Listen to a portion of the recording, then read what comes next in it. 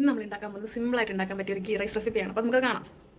ഞാൻ ഗീ റൈസ് ഉണ്ടാക്കാനായിട്ട് ഈ ഒരു അരിയാണ് എടുത്തേക്കുന്നത്. പിന്നെ കൈമ റൈസ് എന്നാണ് പറയുന്നത്. നിങ്ങൾക്ക് ഇങ്ങനെ അരി ഒന്ന് കഴുകിയിട്ട് കുറച്ച് നേരം കുതിർക്കാനായിട്ട് കേട്ടോ. ഇനി ഞാൻ നമ്മുടെ ഗീ റൈസ് ഗാർണിഷ് ചെയ്യാനായിട്ട് കുറച്ച് കാഷ്നട്ടും അതുപോലെ തന്നെ മുന്തിരിങ്ങയും ഒന്ന് ഫ്രൈ ആക്കി എടുക്കാറുണ്ട്. അപ്പോൾ ഞാനിവിടെ കുറച്ച് എണ്ണ ഒഴിച്ചിട്ടുണ്ട്. ഈ കുറച്ച് സവാള ചെറുതായിട്ട് അരിഞ്ഞ് കൂടി കൊടുക്കാതെ ഇത് നമ്മളൊന്ന് ഫ്രൈ ചെയ്തെടുക്കാം.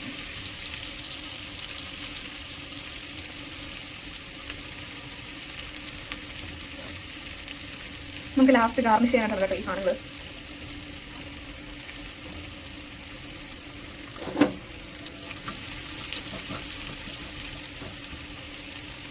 നമുക്ക് സവാള ഒരുവിധം ഫ്രൈ ആക്കിയിട്ടുണ്ടെങ്കിൽ നമുക്കൊന്ന് കോരി വെക്കാം.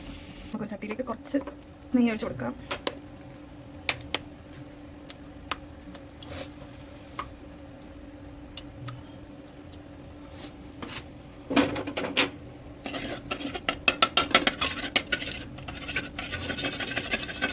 കുറച്ച് സ്പൈസ് വെച്ച് കൊടുക്കാവേ.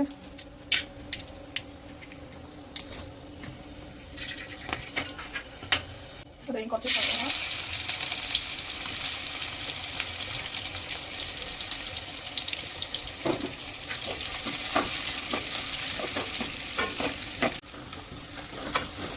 നമ്മുടെ സവോളയൊക്കെ വരുന്ന വന്നിട്ടുണ്ട്. ഇനി നമ്മൾ നേരത്തെ വെച്ചിട്ടില്ലേ നമ്മുടെ അരി ഇതിലേക്ക് ഇട്ട് കൊടുക്കാം. എന്നിട്ടൊരു 2 മിനിറ്റ് ഇളക്കി നമ്മൾ റോസ്റ്റ് ചെയ്തെടുക്കത്തില്ലേ അരി അതുപോലെ എടുക്കാം.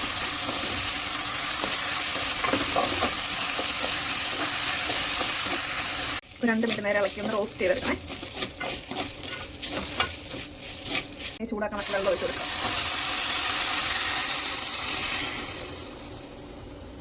ആവശ്യത്തിനുള്ള ഉപ്പ് ഇട്ട് കൊടുക്കാവേ.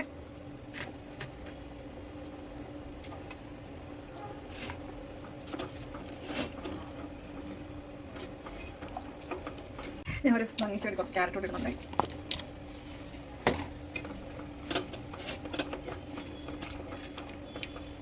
ഇനി ഒരു തിള വന്നു കഴിയുമ്പോഴത്തേക്കും നമുക്ക് മൂടി വെക്കാം.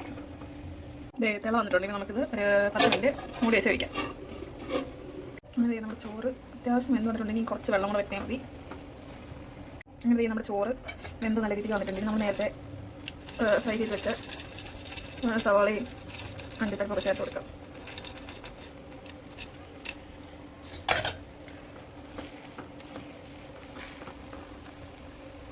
അങ്ങനെ നമ്മുടെ ഗീ റൈസ് റെഡി ആയിട്ടുണ്ട്. ഞാനാണെങ്കിൽ ഒരു ചിക്കൻ കറി ഉണ്ടാക്കിയായിരുന്നു കഴിക്കാനായിട്ട്.